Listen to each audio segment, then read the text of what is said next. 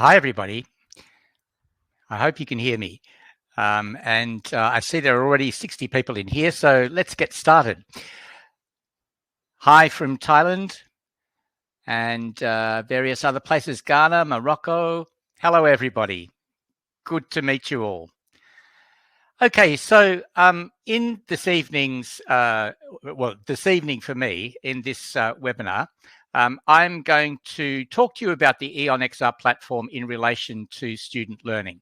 So I'm going to go through slides with you, but I'm also going to do some activities. Now, if you actually look at the beginning of the messages, I've left here a Google link, a Google Doc for you, a link to a Google Doc. And if you can perhaps go into that when we do the various activities, that will be easier, probably the easiest way to do it. Now, I know that in Webinar Jam, we can't be entirely interactive here without difficulty.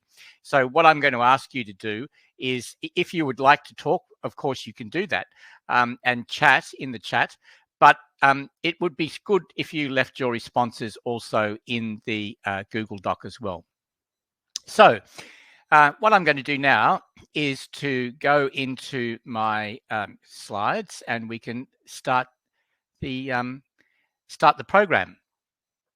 Okay, so for those of you who don't know me, who haven't met me before or seen me on any of EON's webinars before, I'm Peter Looker. I'm the Chief Learning Officer, and I'm in Singapore, where currently it is 9 o'clock in the evening. Now, what I'd like to do in this session today is actually to talk about thinking pedagogically about EON-XR. A lot of the time we think about the actual technology. We talk about how it works, what it can do, and all of those sorts of things. But I'm somebody who's been working in education for a long time. I've worked in universities most of my life.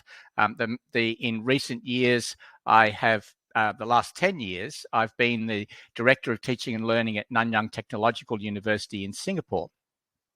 And I'm interested in how this works from a student point of view. In my opinion, there's no point in having a platform like this unless it's going to be useful for students. So I'd like to frame this by thinking about how it actually works pedagogically. So these are the kinds of outcomes that I would like to have from today's session, that by the end, you'll be able to apply a pedagogical framework to the design of EON-XR experiences for students. In other words, when you're designing something for students using the EON-XR platform, you think about it in terms of its pedagogy. How can I frame this? How can I explain it, in fact, in terms of how it works pedagogically? Then to design EON-XR learning experiences aimed at improving student learning. So I'm a great believer in the idea that we can use educational technology of different kinds in order to improve student learning. So that's one of the things that I will be asking you to think about. So I'm going to be asking you to think about how you can use the platform to do that. Also, for you to be able to provide a rationale based on pedagogical thinking for analysing and editing EON-XR experiences. So as a teacher, my habit is to try something perhaps with students and then to reflect on that and then to try to think about it, but within a pedagogical framework. So why did that work? Why didn't it work? What can I do to change it? And so on. So that kind of analysis, we know from other research in in teaching and learning that teachers who reflect in that way end up getting better results from their students. Now, the course, if you are going to undertake this course, the Innovator course, it requires the assessment of submission. It requires the submission of assessment for each of the webinars. For this webinar, what I'm going to ask you to do is to create a 3D lesson, and the details will be given at the end of the webinar. An important part of the assessment is the explanation and the rationale that you give for your design in terms of the guidelines on learning that inform teaching, which is coming up on the next slide. And the activities given throughout the webinar serve as a preparation for the assessment. So please try to participate in those as much as you can, because that will help you then to think about how you can actually do the assessment. Okay, so I'd like to start off by presenting to you these guidelines on learning that inform teaching. These guidelines were first formulated at the University of New South Wales. I myself was part of the team that created them. They're based on a lot of research. They are very straightforward and easy to follow guidelines on that can improve student learning. Each of them, if you go into the site, you'll see that each of them has substantial amount of research backing, but also a lot of practical suggestions as to how you might use them. And these, as I say, these guidelines were first developed at the University of New South Wales, but they are used also at MIT. So if you go into this MIT website using this link, you will find the guidelines there as well with some explanations, the same kinds of explanations. Okay, so if you look at these guidelines, you can see that many of them are actually about, active, engaged learning, how to get engagement from students, and so on and so on and so on. And so that means that you can use these guidelines very nicely for backing what you do on the EON platform. So, for example, let's suppose you were creating a EON-XR experience for students. You might be able to say, well, it is backed up by this first guideline that learning is supported when students are actively engaged in the learning process. Okay, all right, let's get going. Now, I'm not going to be able to see everything that you do here, so I'm going to kind of trust that people will take part in this. But this is a fairly quick one to get you thinking to begin with. So as I said to you, I'm trying to get you to think in terms of what are the students learning? How are they learning? Think of this from the student's point of view and the student learning point of view. Activity 1.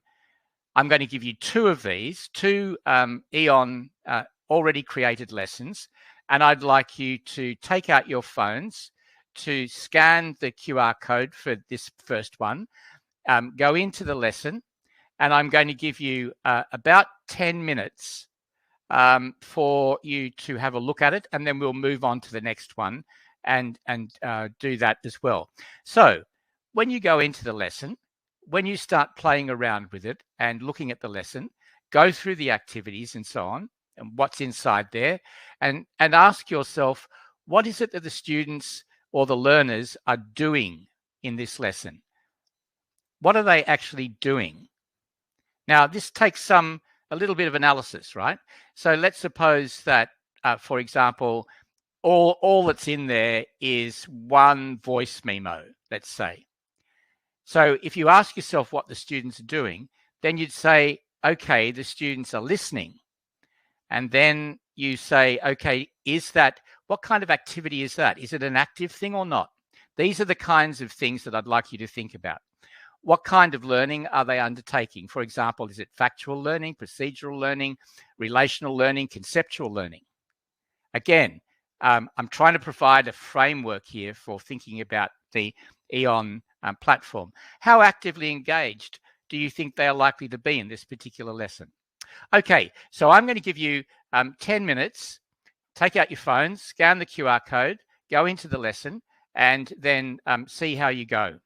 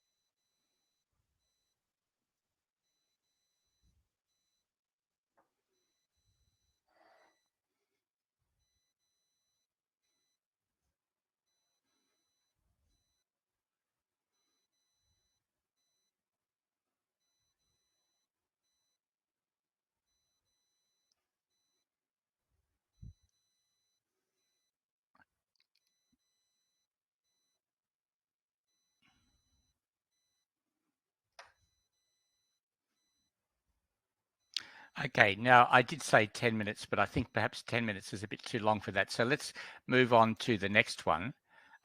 This is just a kind of warm up. So you don't have to spend too much time on it, but it's a way of getting you to start thinking about, looking at what's going on in the actual lesson for the students. So now have a go at this one, if you're able to. And again, we'll take maybe 5 minutes to have a look at it.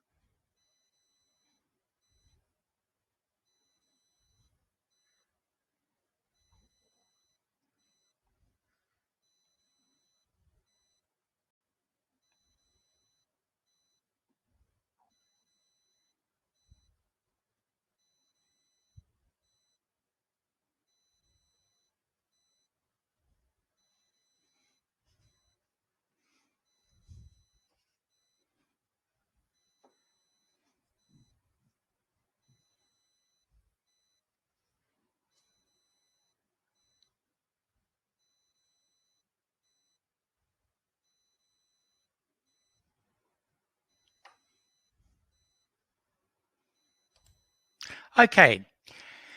Now, what I was hoping from that is that you will have the opportunity, in a sense, to behave like students, to go into those lessons, to explore them, and to see what's in there. And exploration is one of the keys, I believe. I will talk more about this, but I do think that an essential part of education should be the ability for students to explore, or the space for students to explore. And I think the EON-XR platform offers the opportunity to do that. So I hope you've been able to have a little bit of an exploration of those two lessons and to think about the effect of it on how you might learn, and then to think about that in terms of what you might create for students. So let's move on. one of the things that I like to talk about quite a lot, because it's drawing on my experience of being in universities for a large number of years, is the gap between theory and practice. This is something even before I became interested in augmented and virtual reality. This was something that I certainly tried to talk about and to research a bit and find out how it might be overcome, because it's very clear to me that formal education has a problem, and that is that students often come out of universities in particular with a lot of theory, but they don't know how to use it.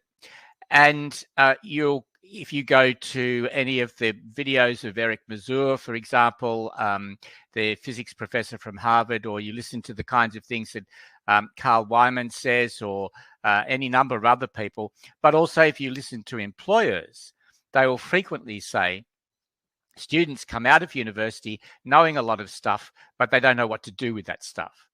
So we've got this big question: how do we teach in such a way that we bridge that gap between theory and practice? And one of the ways in which it's beginning to emerge that we can do that is by using XR. So there is increasing evidence that that's the case.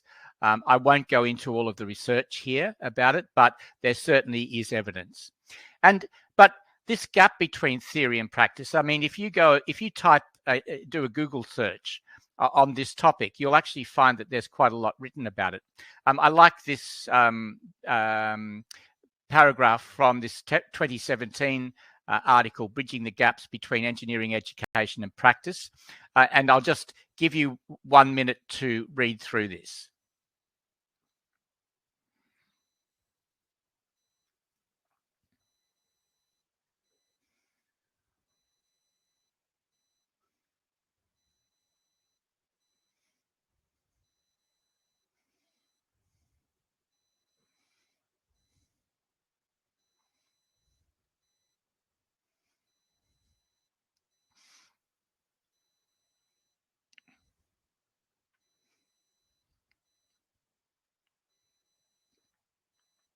So this is one of a number of articles that you will find talking about the gap between theory and practice in a lot of different disciplines. There is often it's in relation to nursing and to a number of other professions as well. So it is seen as a common problem. So the question now is, what do we do about that? What I'd like you to do now is just to take a minute, and you can do this in the Google Doc, or you can just do it for yourselves, but at least to think about it. Where do you think in the courses that you teach you would want to bridge that gap? At what places in your courses or in your institution do you think you would like to bridge the gap between theory and practice? Let's think about that for a minute.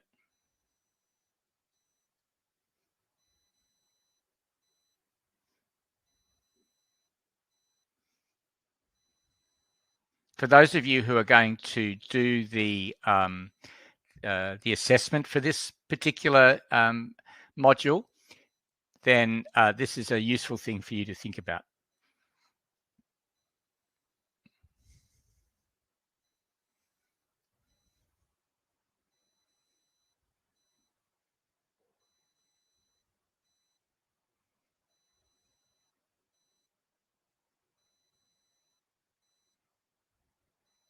Okay, let's move on.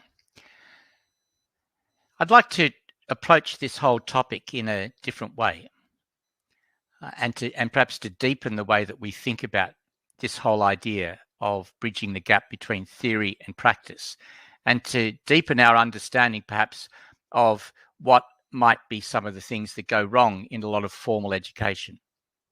Let's think about the difference between what we can call first-hand knowledge and second-hand knowledge. First-hand knowledge is what we gain through perception and experience. So there are various ways of talking about this. You can talk about it as direct experience, for example, or real life experience, perhaps. There are a number of ways that you can think about that. Secondhand knowledge is what we get a lot of the time in education. If we're sitting in a lecture theatre, for example, and somebody's lecturing to us, then what we're getting is secondhand knowledge. In fact, what I'm doing right now is giving you secondhand knowledge. But that's not enough. One of the problems with bridging the gap between theory and practice is that if you get most of your knowledge as secondhand knowledge, then it remains as secondhand knowledge, and it's difficult to know how to apply it. What we need is the kind of first-hand knowledge that puts the learning into real-world contexts. Another way of looking at this is to think about how you learn about cause and effect. So again, if you're in a lecture theatre and somebody is lecturing to you about cause and effect, let's say in physics, or cause and effect in engineering or whatever, then you are not actually learning that from seeing it happen. You're learning cause and effect by being told about it.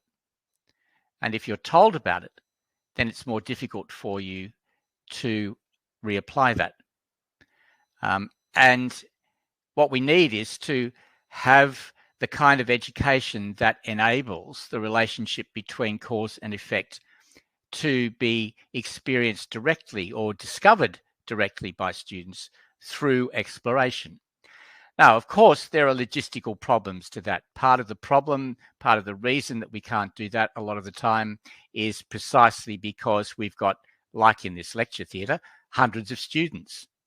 So some of you will be saying to yourselves out there, oh yeah, but what if I've got 500 students in a lecture theatre? How am I going to give them any direct experience anyway?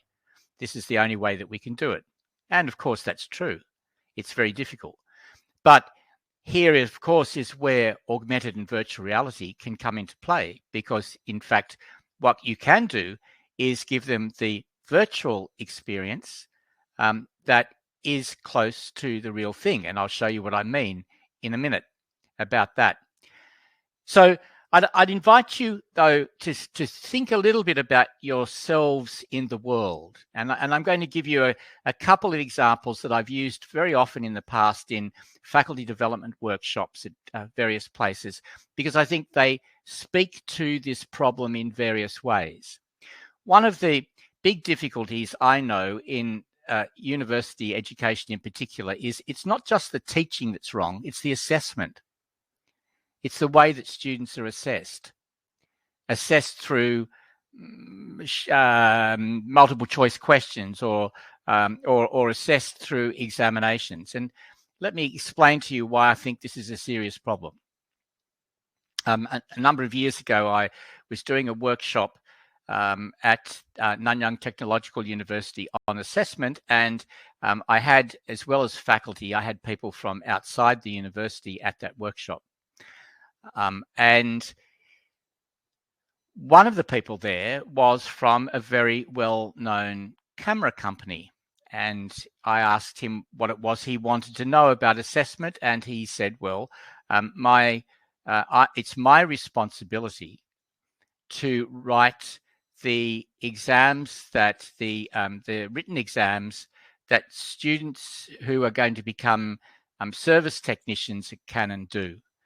And I said, you're telling me that the students do these written exams in order to become service technicians? And he said, yes. And I said, is that a high proportion of their assessment? And he said, yes, it is. I said, has Canon ever thought about whether that is a good way of being able to determine whether people can be service technicians? Because presumably, if you're going to be a service technician, you're going to have to analyze a real object. You're going to have to pull it apart, possibly, diagnose what's wrong with it, and fix it up. How is a written exam going to tell you that somebody can do that? there's a gap between the nature of the assessment and the nature of the task. And in fact, one person who was in the session said, a faculty member said, there may in fact be an inverse relationship between those things. That the ability to write an exam might be, that somebody who does well on the exam might be very poor at doing the actual servicing, because it's a different kind of task. You can describe how to do it in an exam, perhaps, but it's very different from doing it. And this is where, in so many cases, assessment goes wrong at university and does not tell you whether students are capable of doing it in real life. And again, I'd suggest to you that this is where augmented and virtual reality steps in. So let me give you an example of what I mean, taking this a little step further. Let me remind you too that what I'm trying to do here is to provide you with a kind of pedagogical framework within which you can make decisions yourself about how you use the EON-XR platform. A kind of framework for you to think about it. So let me now talk about the notion of embodied cognition. But I'm going to ask you a question first to get you thinking about this. Suppose that you are at home, and you may well be at home now, and you are in your kitchen, and you think about going to the bedroom to get something in the bedroom. And on the way there, you forget. So you get into the bedroom and you say to yourself, I don't know why I'm here. This is a single example of a kind of effect that I think all human beings experience. But what do you do to remember? There are two things you can do to remember quickly. I mean, you may just remember it anyway, but if you want to, there are two things that give you easy access to the memory. One of them is to imagine yourself back in the kitchen. The other is to walk back into the kitchen. But do we ask ourselves why that's the case? I suspect that intuitively, most of us know that what I've just said is true. But do we analyze it? What happens if we analyze that? That what happens is you think about how the original thought, the original idea of going to get something from the bedroom, when you had that thought, the physical environment around you was actually encoded into that thought, even though you don't know it. Now, my suspicion is that this is a part of the human brain that sort of goes back to hunting and gathering. But if you think, the physical environment is encoded. So when you walk back into the kitchen, all of the cues are there to have the memory back. In other words, the memory is kind of located. And you can do the same kind of thing if you actually imagine you're back in the kitchen and imagine your physical environment. And in fact, law enforcement and courts very often rely on this very function to get people to try to remember what they saw in particular places by recalling what it was like in that particular location. So what I'm suggesting to you here is an emerging way of thinking about human learning as embodied cognition. It's a vast subject. I'm not doing it justice here, but I do want to suggest to you that this might have some kind of effect in the way that you use the EON-XR platform. So let me now show you how this might play out in another way. Here, you have this boiler, which has been, and imagine that you're looking at somebody's mobile device, that they are outside in this environment with these hills and this green lawn and all of these houses and so on. And they've taken this boiler and dropped it onto the lawn. And now they're going to use this one-to-one button here on the right-hand side to scale this up to full size. Let's have a look at what happens. Okay. But the important part of this, in terms of what I want to say, and this goes to how you might think about using the EON platform, is actually about embodied cognition and what is happening for the person who is using this. If you want to look at the boiler in detail, what you can do is actually literally go closer to it. In other words, you're using your mobile device and you're going closer to it to look at these details. Or you might want to step back from it to look at it more whole. Or you might like to look up, in which case you're looking up. Now, what that means is that by using your phone while you're doing this, you are actually imitating the movements that you would use if you were really looking at a real boiler. So your body is participating in this in the same kind of way. And these are the kinds of things that I think we should use to analyze how we would like to use the platform. Is this something you would like students to do? Would you like students to be able to inspect something in this way as if they were inspecting it in the real world? That might be a really good way to use the platform for student learning. One other aspect of this that I'm going to show you very quickly, because this is like in a little bit in the future and not too far, only a short time in the future, but it's something that I just want to give you a snapshot of as a possibility for you to think about. And I'm going to give you a very quick version of this, and that is merged XR. Here, you're going to see me use a third-party software in order to scan this antique Vietnamese Buddha that I've got at home, and I'm going to scan it. I'm going to get information from Google Lens. I'm then going to use both of those things, both the model and the Google Lens information, to create an EON lesson, and then I'm going to show you how it looks as a digital twin at the end, which also has further implications, but I'm not going to talk too much about that at the moment. I just signal this as a way of looking at this whole kind of thing I'm talking about bridging the gap between theory and practice by getting closer to the real world. Let me just go. Sorry, I've been talking too much there. Let me go back. Scanning. Taking a photo from Google Lens, through Google Lens, uploading to the platform to create an EON-XR experience, adding information, which includes lots of a number of videos here as well, and the information from Google Lens, and then using the AR mode on my phone to drop it in front of the real statue, which of course I could overlay it with, and you could then see the information coming from the original itself by hiding the model.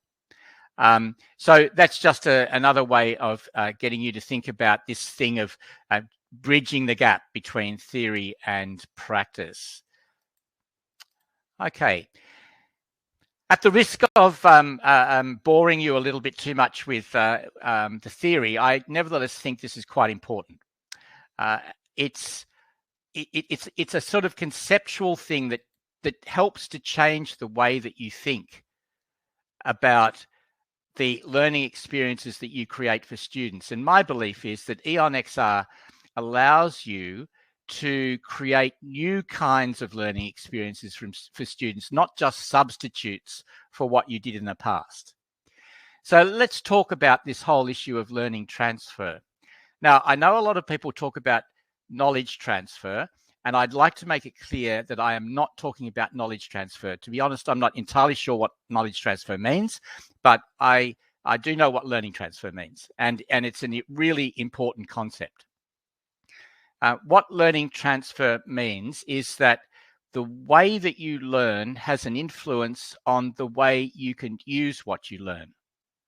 So if, let me give you a really black and white example. If you learn a lot of factual knowledge and that factual knowledge is not tied to relational knowledge, and then you are examined on that factual knowledge, and you do very well on being examined on the factual knowledge, you are very unlikely to be able to use that knowledge in the real world. In other words, it doesn't transfer well. The method of learning and the method of being assessed doesn't transfer to real world practice. There is, however, good evidence to show that learning with immersive VR, for example, transfers very well to real world practice. So this is what's learnt in one situation affects or influences what the learner is capable of doing in another situation. And Halpin and Hackle suggests that the purpose of formal education is transfer.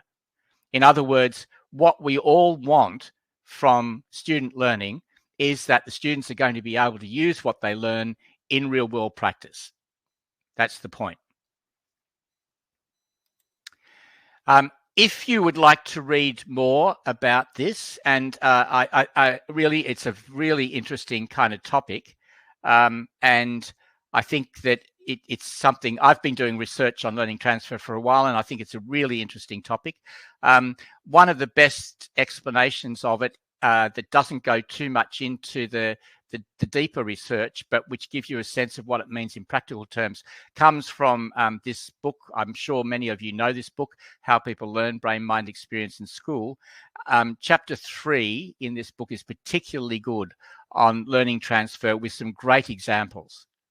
It's got some really, really good examples and to explain what it means. And I think it's for anybody thinking about using augmented and virtual reality, this is a really useful thing to look at. Now, let me give you some evidence for this. This group of researchers at the University of Copenhagen have done quite a lot of studies on the relationship between augmented and virtual reality and student learning. But in this particular study, they've done something that not only illuminates the use of the use of virtual reality in student learning. It also says something about the nature of educational research, and I think it's an important point to make. So they took 3 groups of students who were learning laboratory safety. Desktop VR simulation students, immersive VR simulation, and conventional, those using a conventional safety manual. One of the most interesting results was that when they were tested on factual knowledge, all 3 groups performed equally well. And that's a really, really important point. As the authors said, that if they'd stopped at this point, they may not have believed that there was any difference in the learning between the 3 groups. But as they realized, and I've sort of hinted at before, testing them on factual knowledge is not useful. Testing them on factual knowledge is not testing them on anything important. What's really important is how they use what they've learned in a real laboratory when they've got actual safety problems to solve. That's the real test. It's not a test of factual knowledge. It's a test of whether what you've learned helps you to perform in the real world situation. So they put these students into what they call a high stakes real context. In other words, a real laboratory. And in that real laboratory, the students were given safety problems to solve. And at that point, the immersive VR students significantly outperformed the other 2 groups, and in turn, the desktop VR students quite substantially outperformed those using the conventional safety manual. So let me just go back to this question of transfer here, because this illustrates transfer, and in fact, they do talk a little bit about transfer themselves in this article. That the students who are learning with VR, immersive VR, the way that they learn enables them to transfer what they learn. So that's what we call positive transfer. The conventional lab safety students, even though they performed equally well on the factual knowledge, performed poorly in terms of solving the problems. In other words, they showed poor transfer. And there is actually, in the literature, there is such a thing as negative transfer, where people can't transfer their knowledge at all. And again, if you go back to that chapter I showed you, you'll see what that means. So what I'd like to go on to do now is for you to begin to think about the kinds of lessons that you might like to create in the EON-XR platform, and why you want to use them. To what ends are you going to use them? But one other consideration is how you integrate these into what you're already doing, or how you might put these things together. Now, everybody has a learning management system these days. And so obviously most things go through the learning management system. So it's going to be the point of reference for teachers and students. And obviously you can make good use of the learning management system in order to create in order to use the EON lessons in a creative way. And what I'd like to show you here is an example of, that's strange. Okay. What I'd like to show you here is an example of how that might be used. How you might be able to create a quite complex learning situation for students by using different aspects of the EON platform. So let's suppose you've got this Moodle course and you're doing an introduction to the solar panel. You can start by including this lesson on the solar panel, and therefore students get to, I won't actually go into the lesson right now, but you'll get to see how a solar panel works. You can split the solar panel apart into its various layers, look at all of its parts. You can explode the whole thing and see how it works. And in this lesson, there are, of course, videos and various other activities for the students to be able to learn how the solar panel works. So you've got your foundation is the actual solar panel and how it works.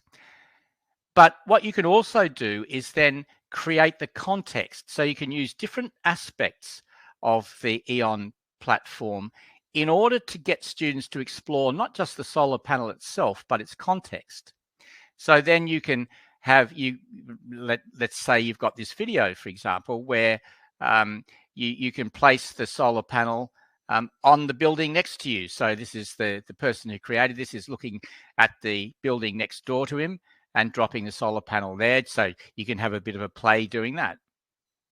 But another thing that you can do is to then go from the individual panel to the panel's context in the real world. And obviously I'm trying to suggest to you here that this is another way in which you can bridge that gap between theory and practice.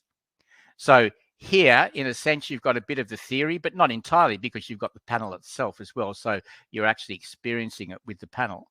And here you go into this one, and what you then see is how the solar panel might be used in a real life context. So again, I'm not going to go into this lesson, but what you can see is you can use a 360 photo. You've got a solar energy field. And of course, inside here, you've got information as well. So here, you're creating this kind of micro lesson that takes you from the particular to its context. And this allows students different ways of exploring the solar panel and its use in the real world. And I think that it's a very elegant and simple way to do it. This is not complicated in terms of setting it up. And if I were back teaching, I think this kind of lesson would be really fun to create for the students. So, so what I'd like to go on to talk about now is you thinking about what would be appropriate for your students. All right, so I've asked you a couple of questions already. what I'd like you to do now is to look from the student's point of view and to think, how can you bridge the gap between theory and practice? So let's suppose I hope that you actually located certain things in your own courses where you might want to do that. But now I'd like you just to make a few notes about how you would create an experience to do that. What would be appropriate for your students to bridge the gap between theory and practice? And again, this will contribute towards the assessment. You can think of this as combining first and second-hand knowledge. How would you get the students to combine first and second-hand knowledge in an EON experience?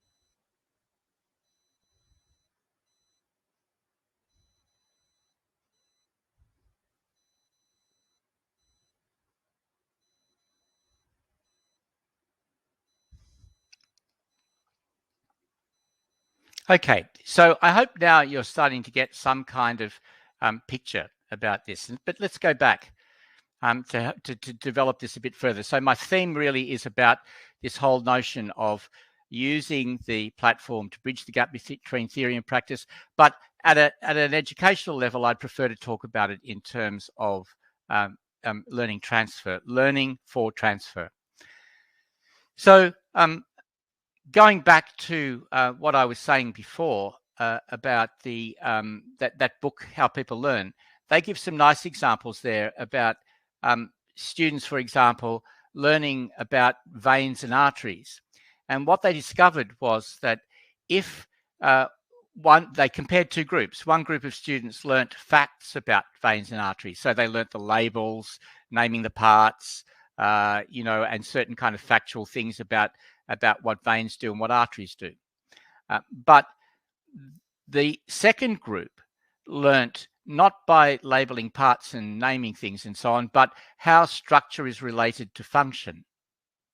So in other words, it's not the independent bits of the veins and arteries, but it's about the structure and the relationship of structure to how the whole thing works. I'm giving a very short version of this. I'd encourage you to go and read about it because it's really interesting. Group 1 were unable to propose ways of creating artificial veins and arteries. So the students were asked, they were tested. Again, in terms of factual knowledge, both groups were equal. But when they were asked to make proposals for creating artificial veins and arteries, the Group 1 were unable to do it, whereas Group 2 were. The conclusion from this is that if you learn about how structure and function are related, then you're more likely to be able to make hypotheses about how you can move into the future and in this case, make artificial veins and arteries. So I'm trying to keep on reinforcing this point, I know many times, but the point here is to have something where students can actually explore relationships. So the question then becomes about how the EON-XR platform offers the opportunity for students to explore the relationship between structure and function. So now I'm going to ask you to sort of put that into the mix in terms of the things that I'm asking you to think about. How does the platform offer the opportunity for students to explore the relationship between structure and function, and how will you make use of that? So what I'm going to ask you to do now, and I'll give you a few minutes to do it, is in this activity 4. If you go back to your responses to activities 1 to 3, which includes evaluating the lesson examples at the beginning, the starter motor and the piano, locating where students might have difficulty moving from theory to practice. So where in your teaching do you think students have the most difficulty moving from theory to practice? Then identifying an EON-XR experience to encourage learning for transfer. So think about all of those things, and then think about how you might use the tools and functionality inside the EON platform to encourage students to actively explore, to create a coherent sense of understanding, to learn relationally rather than by rote, and for them to remain engaged. So that's a lot of questions, and I'm trying to go a little bit deeper into how you think about the design of the platform. But I do think these are questions that you need to think about if you're not going to create lessons that are superficial. If you are going to use the real value of this platform, and I think it's got, an enormous amount of value, obviously, then you need to think about it in terms of deeper learning, allowing students to explore, allowing students to create a coherent sense of understanding, to learn relationally, and to keep their engagement. Because you don't want them just to kind of jump in, do one thing, and then jump out again, because if they're doing that, then they clearly haven't explored. So I'll give you a few minutes to perhaps think about that. And again, I'd encourage you to make some notes. If you would like to use the Google Doc, please do. I would like very much to be able to see. I'm used to doing these kinds of workshops where I can get much more direct interactivity. So it's kind of hard for me at the moment because I'm not getting any feedback from you, and I like to be able to get feedback and hear what people are saying as well. But if you could put some stuff on the Google Doc, and I might be able to reply to you afterwards.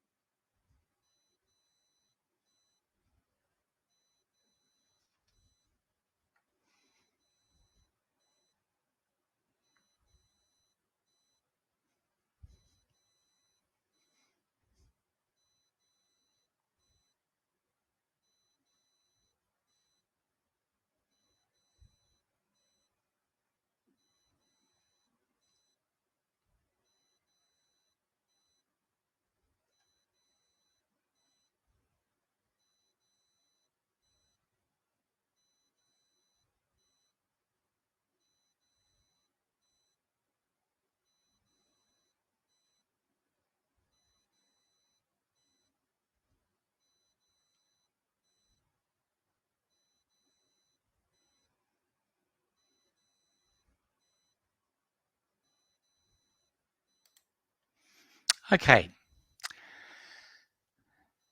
One way of thinking about how you yourself can develop these is to have a set of criteria.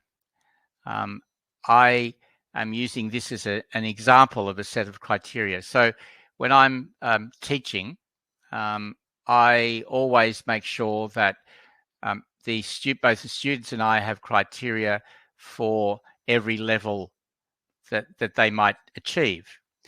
My usual way of doing this is to use John Biggs's solo taxonomy, which I'm sure many of you know, and which I would regard as possibly one of the best educational tools ever invented.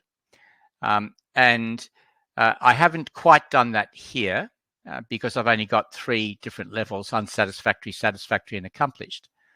But I'm a great believer in always making sure that anything that students are doing, they have performance criteria so that they can judge themselves. So going back to some of the things that I've said earlier, one of the things that I think we should be trying to achieve with students generally is that they become self-evaluating professionals. That when we are in jobs, we are required to constantly kind of evaluate ourselves. But how do we get the criteria by which we judge ourselves? That's a really important question. And in the past, say when I was at university or even more recently than that, I've noticed that students often don't get criteria at all. They're just given a grade and some comments. Well, you know, that's really not much use to them. How do you know about the quality of your own performance? How do you understand? How do you know what standards you're meant to achieve unless you've got those clearly set out for you? So I would always, with any assessment, give a table like this to students where you have the even the unsatisfactory or the fail, so that students know what it looks like to fail, or what it looks like for satisfactory, or what it looks like for an accomplished level. Now, in terms of the platform, my colleague Jamie Justice and I actually have had a look at this and had a look at creating different kinds of criteria here.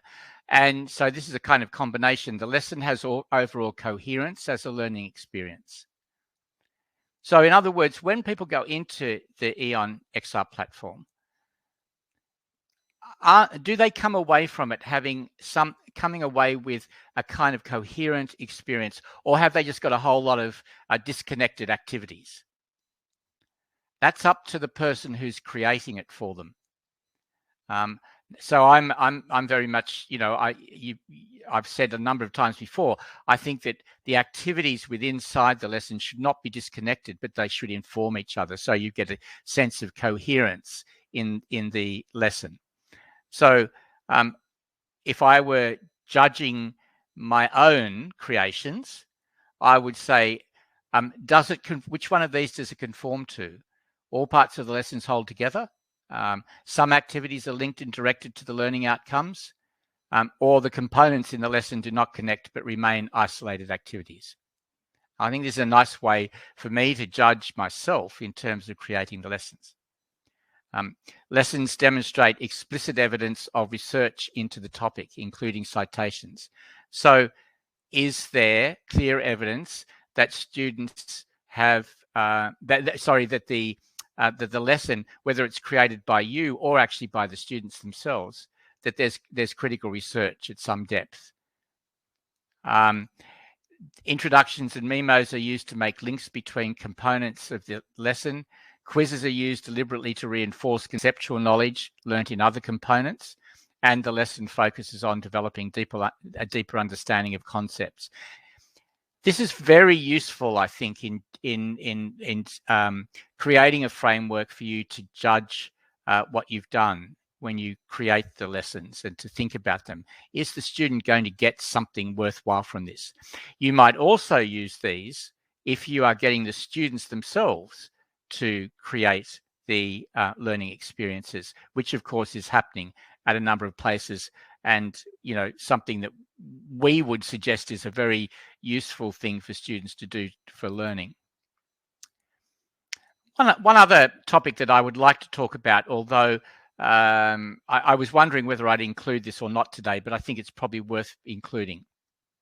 And that's about another thing that is a shortcoming in a lot of formal education. And my attention was drawn to this when I was writing a review one time for this journal in South Africa, and I'm going to give a plug for the journal because it's an incredibly good journal, SOTL in the South, Scholarship of Teaching and Learning in the South. And what they were talking about, what they're talking about in this book that I reviewed, is how one of the things that they're talking about is how a lot of students feel at the University of Cape Town feel a big gap between their everyday lives and experience, their lives at home, their lives in their local environment and so on, and what they're learning at university. Now, this struck a chord with me because I've heard this before in other contexts, not just in South Africa. There are a whole lot of reasons for this.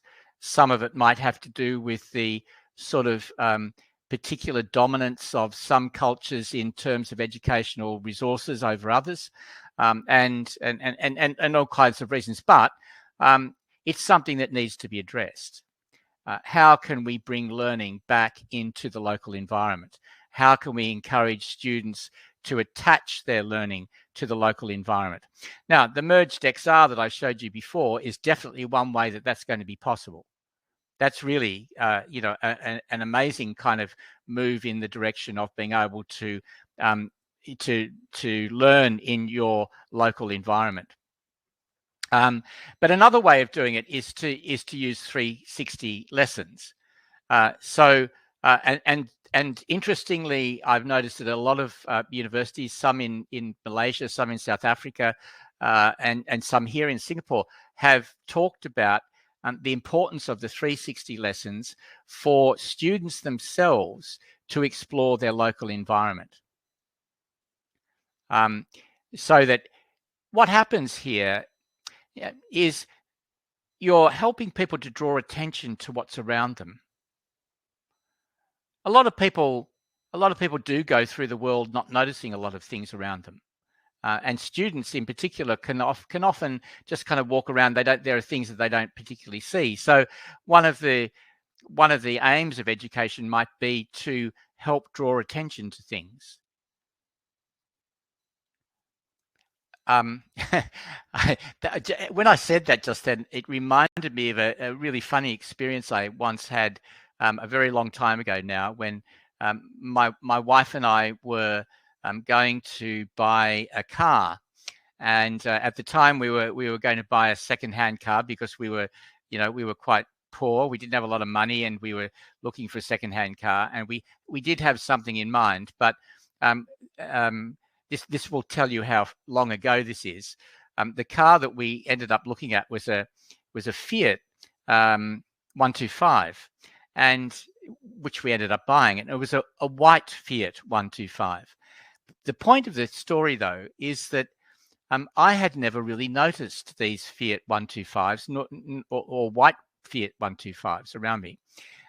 But when we bought the car, the very next day, I noticed how many white Fiat 125s were on the road.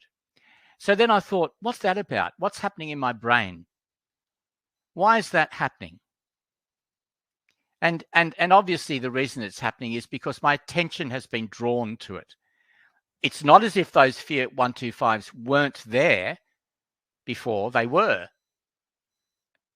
It's not that they weren't there for me to see. They were there, but I didn't notice them. And the reason I didn't notice them is because my attention hadn't been drawn to them in any particular way. Once it had been, then I saw them everywhere.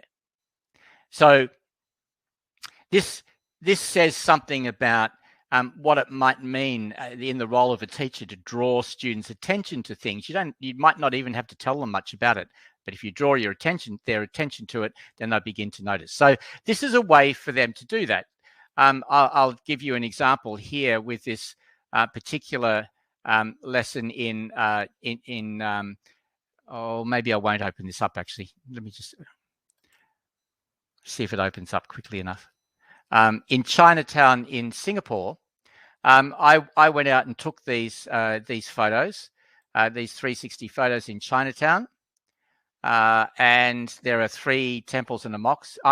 This is where I live, not in the temple obviously, but very close by to it, just at the back. And Chinatown was the first part of Singapore that was colonized by the British. It's got an old Chinese temple, an old mosque, or a couple of old mosques actually, and a Hindu temple, and a newish Buddhist temple, all within a couple of minutes walk of where I live. So I went and took these photos, and I've added lots of information to this, as you can see, and lots of videos. And let's have a look at it. Okay, so my point though here is that if I were teaching, and I were teaching about, let's say, religious diversity or cultural diversity or whatever, and Singapore and heritage and so on, then what I'd be doing is saying to the students, go out and take some 360 photos and add all of the information to it, because they're going to learn through doing that. And what you're doing then is making sure that the students are learning. So let's go to the Hindu temple. And then there's Buddhist temple. So I'd be getting the students to do this kind of thing, going out into the environment and taking the photos and adding all of the information themselves, because they're going to learn through it. But it's not just about learning. It's not just about the abstract notion of learning. It's also about the fact that they are doing this in their environment.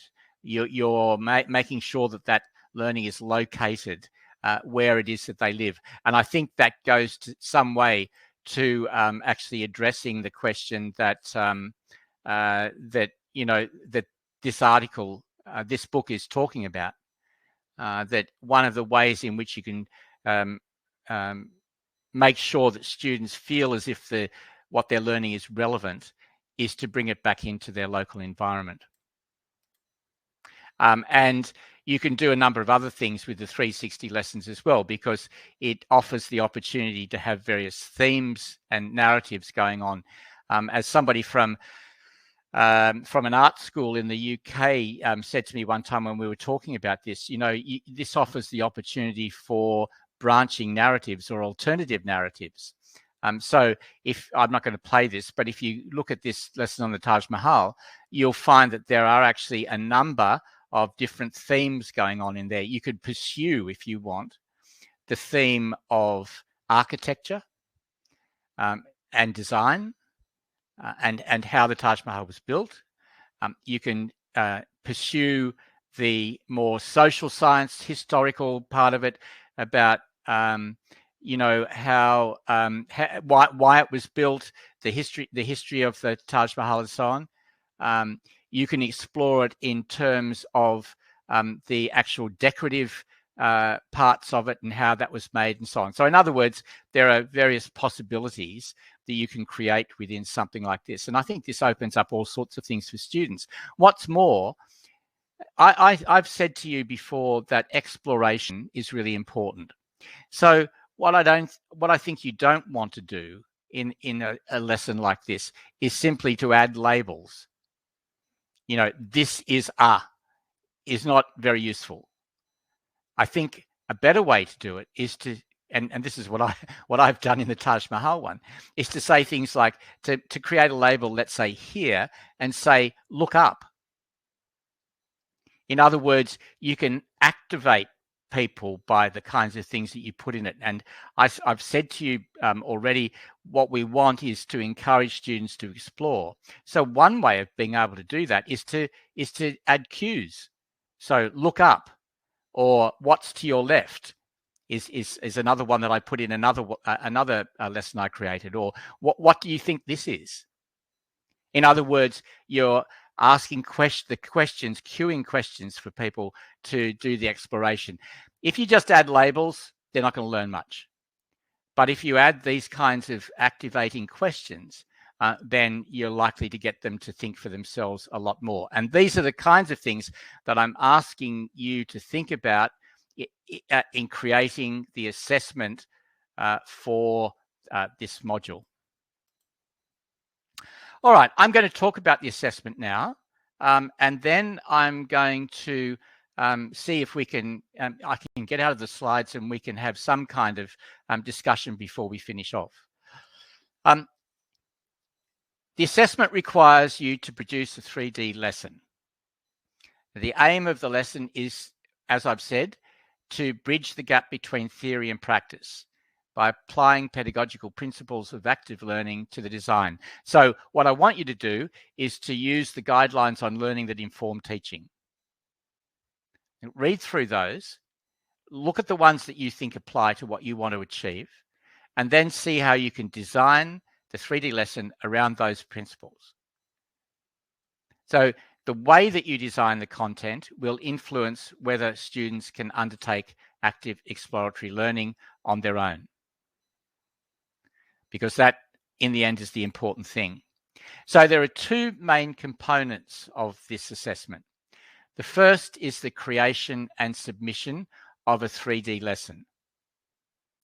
The second is a written statement or a rationale explaining the pedagogical effectiveness of your design. Now, this is actually quite an important part. And those of you who have been working in higher education or any other form of education for a long time will know that these are the kinds of things that you often have to do anyway. That is to, justify why it is that you are doing what you're doing in terms of the design of learning for students. So with the 3D lesson component, you create a 3D lesson on a topic where you want students to link theory and practice. Oops, typo there, sorry about that. And you create activities that encourage students to spend time exploring and engaging for the whole of the lesson. So in other words, one of the things that you should come away from the lesson with is this sense that you've been encouraged to explore every part of the model or whatever it is that you happen to be using, and that you have a better understanding and a better conceptual understanding from doing that. Now, with the written component, what I'd like you to do is to write a statement of about 200 words using the guidelines on learning that inform teaching to explain the pedagogical effectiveness of your 3D lesson. So you might, for example, say that your lesson exemplifies guidelines 1, 5, and 15, and then write a sentence or so saying why that is true and how it does that. And to write a brief statement, no more than 100 words, using the given evaluation criteria table to evaluate your own design. So obviously you need these slides to be able to do all of that. But all of this is to encourage thinking about this, using this platform in the way that you would normally think about setting up a course and evaluating it. Please submit lessons and written documents using the link to the Google form by Friday, August the 27th. And the link is there. Feedback will be given against the two sets of criteria already supplied. In other words, the guidelines and the evaluation criteria table. Important points to note are the 3D lesson should have a clear purpose in attempting to bridge the gap between theory and practice. The 3D lesson should demonstrate clear and purposeful links between activities and encourage students to be active learners. And like I say here, what you produce will actually be a fantastic contribution to the advancement of our understanding of the effectiveness of XR. Because what I believe is that a tool, of course, the actual intrinsic qualities of the tool have to be brilliant. And the intrinsic qualities of this tool are really fantastic for student learning. But a tool's a tool, and how it's used is where the real depth comes from. So I'm asking you to explore how to get depth in your own teaching using the EON-XR platform. So that is where I'd like to finish here. How do I switch this off here? Finish here, and now I'd really like to have perhaps some discussion.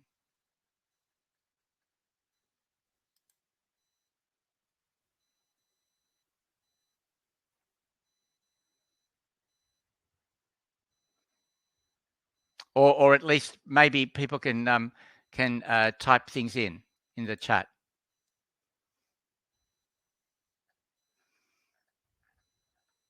If you've got any points you'd like to raise. Oh, okay, here we go. In the context of curriculum development, there are key concepts and theories, for instance, around what curriculum is. This includes curriculum as a product, a process, and even praxis. For each concept, the student may have to indicate practically curriculum as practice, product, and process. Okay, so I would like to suggest that that's a very good way for you, in fact, to conceptualize what it is that you do. If you're going to submit something for this course, then that would be a really good way of thinking about it. What is the purpose of your use of the platform would be the way that I would see that.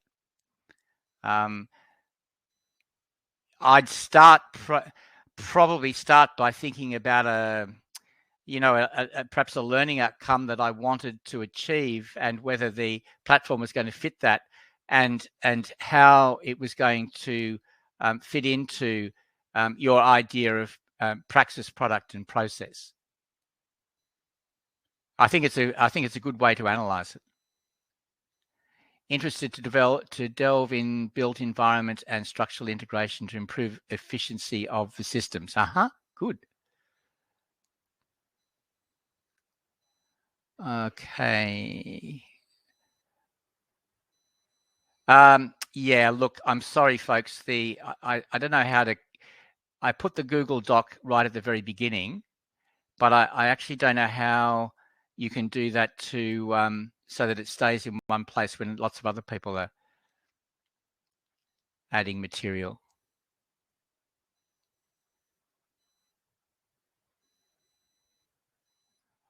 Okay.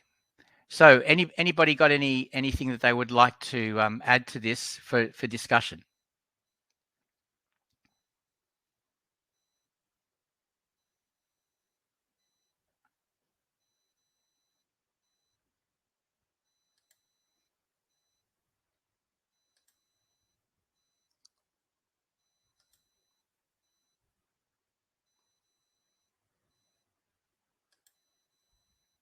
No?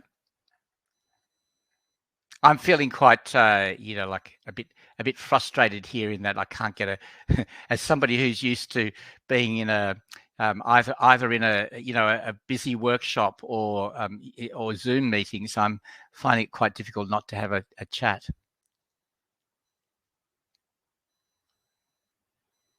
Okay, so Alam, you've said maybe we need to focus on the role of students at a later stage. Yeah, that would be really interesting, I think. I'd like to talk to you further about what you mean by that, and what your ideas are.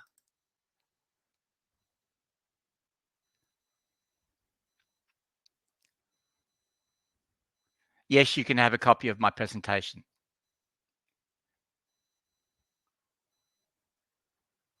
Okay, so I don't know if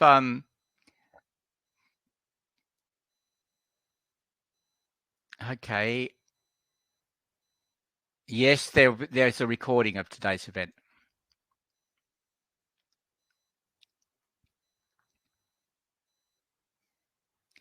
What I'd like to suggest to you is that I clearly I would like to have a discussion with all of you, and it would be great to get some interaction going.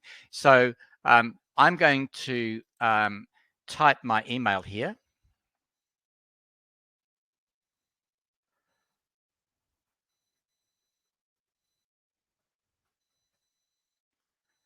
in the chat, and I would love to hear from you. I am very keen to hear about your response to any particular part of what I've said and carry the discussion further. And any queries you've got or difficulties.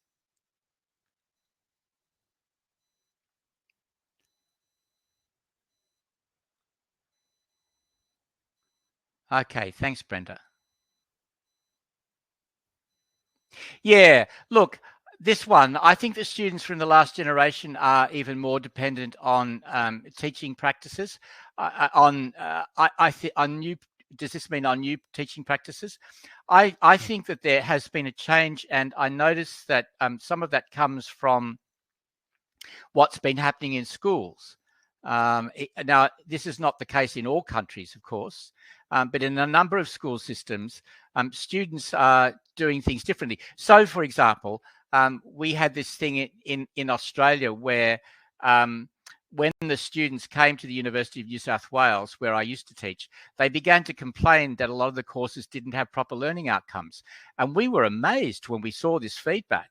There was this feedback saying the learning outcomes are not proper learning outcomes and blah, blah, blah, all this kind of stuff. And then we realized that that's because that's what they've been having at school. So they asked some very sophisticated questions actually about, how the courses should be structured.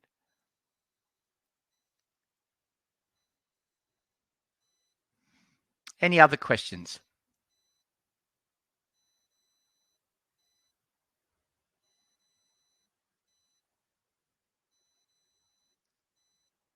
Okay, so I'm going to make up Padma. Can I share my email ID here? If someone is interested in ready lessons in health and medicine, we can connect with them. Yeah, sure. Absolutely. So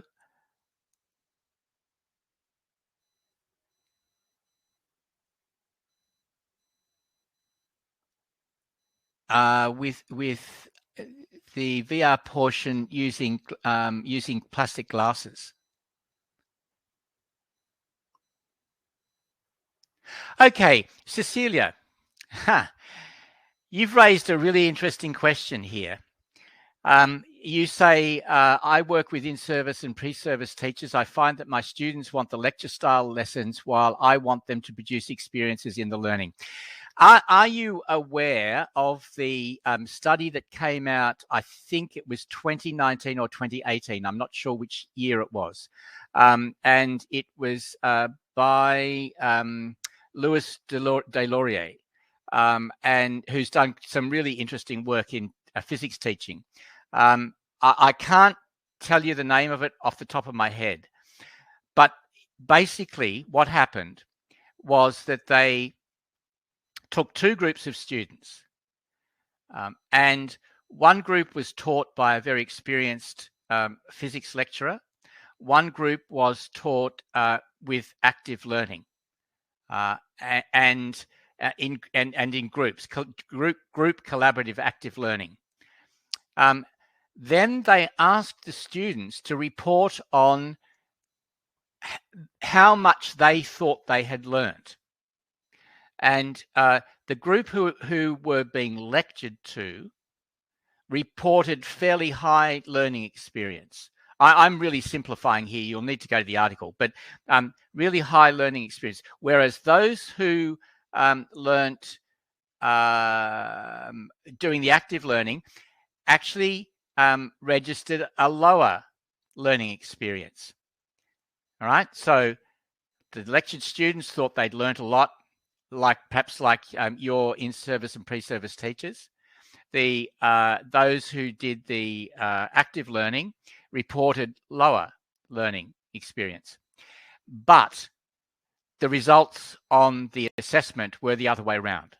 Now, that's not new. That's been done a number of times before. But what has not been done before is asking the students to report on their own learning experience.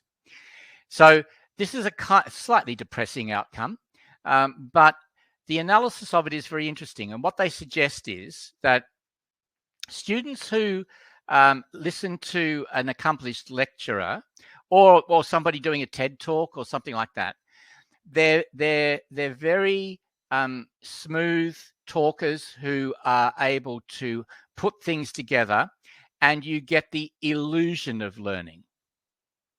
You get the illusion of learning, not the actual learning. It feels like you're learning. I think they say you get the feeling of learning. I think that's what they say in the article. Whereas if you're learning actively, it's messy. It's uncomfortable. Things go wrong. There's not that same smooth kind of feeling that you get when you're sitting down listening to a single person lecturing. But that's where the learning's taking place, through the effort and through the difficulty and so on. I wish we could change things in that way. I wish we could get people to think differently, because it's a struggle. But I do think that particular article is one really worth reading.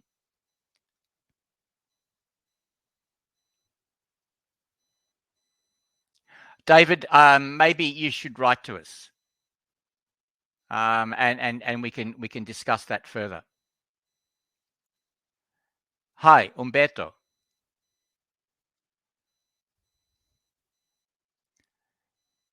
Anybody else got anything that they? Yeah, Cecilia, it's a difficult one. It really is quite difficult to change people's minds about that.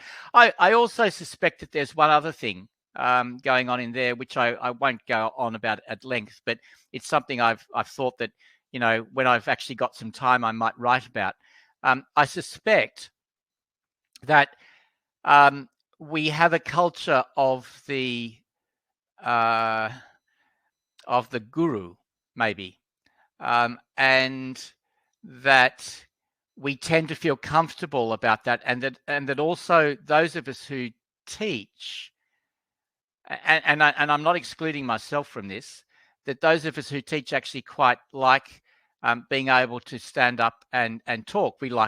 I like giving conference papers, for example. But one thing that I've learned is that in teaching with students, it's much better if they do most of the talking and I do less, which is why today's a little bit uncomfortable. And I think that it's better. One way that when I do micro teaching sessions with teachers and they're being given feedback, I always say to them, it should be about 30% you talking and 70% the students talking.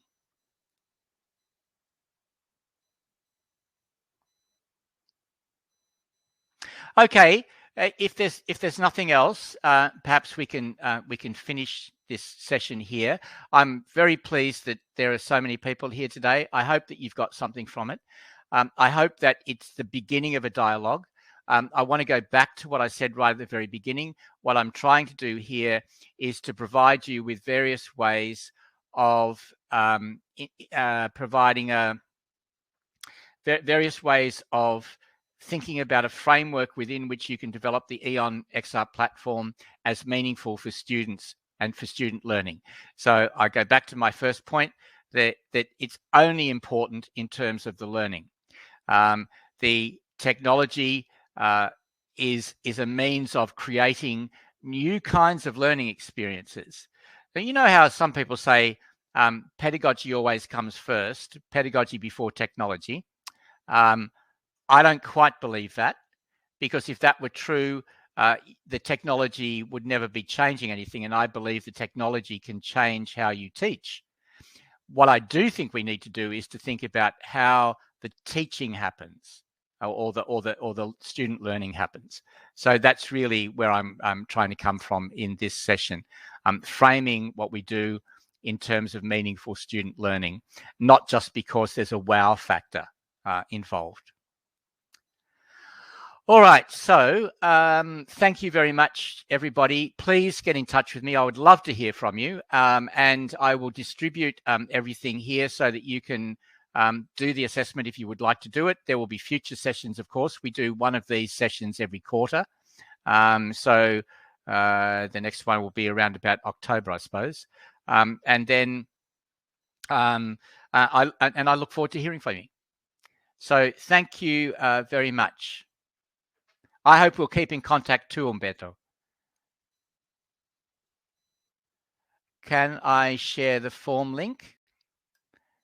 Here, let me go right back to the beginning where, oh, it seems to have disappeared.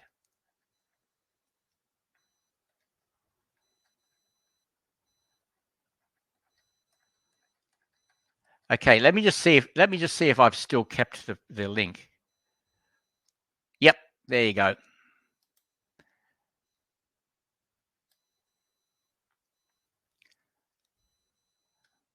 There's the link. So I'd appreciate it if you would put anything you want to put into the Google Doc. I'm happy for you to put in anything, and if you want to put your name and email address in there, I'd appreciate that as well, because then I can start a discussion with you.